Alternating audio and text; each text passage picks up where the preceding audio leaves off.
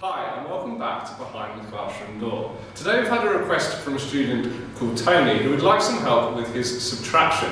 Now we're going to look at the column method. Okay, now this is the most used method that the children will come across when they are working on their subtraction problems, and it is relatively straightforward. So the first problem that we've got here is 78 minus 43. It is important to try and keep your numbers in the correct columns so that you know the value of each digit. So we start from the right hand side, as usual when we're working with columns. 8 subtract 3 is going to give us 5. Okay, we then move across and we've got 7 subtract 4, obviously gives us 3.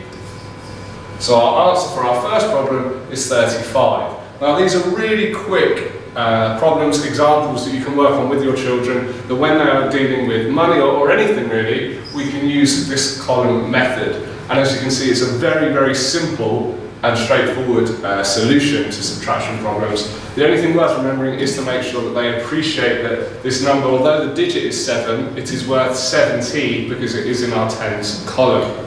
Okay, so moving on to a slightly more complicated problem. We've got 85 minus 39.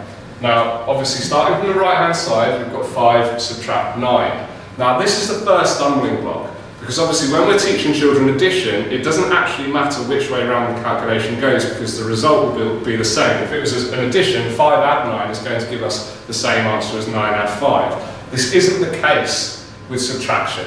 And this is probably the most common mistake, the most common problem that we'll come across. The way that I tackle it with my children is to physically ask them to show me, for example, 5 fingers and ask them to take 9 fingers away from that. Obviously they will then realise that that isn't possible.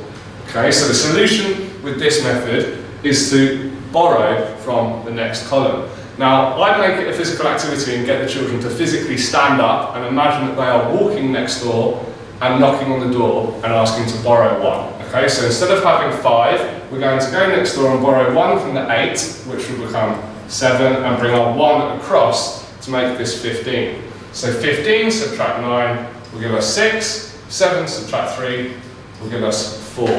This is a nice, really secure method for the children to learn. The only things that you really will need to reinforce is this idea that they must borrow if the first digit is lower than the second digit. And if they do need to borrow, they need to make sure they are carrying correctly. So we bring whatever we borrowed across, and we must reduce the second number. Okay, try it with your kids, and genuinely it does help by getting them to physically stand up and imagine that they are walking next door, knocking on the door to borrow the number. It engages different parts of the brain, and it will help reinforce this idea. I really do hope that helps.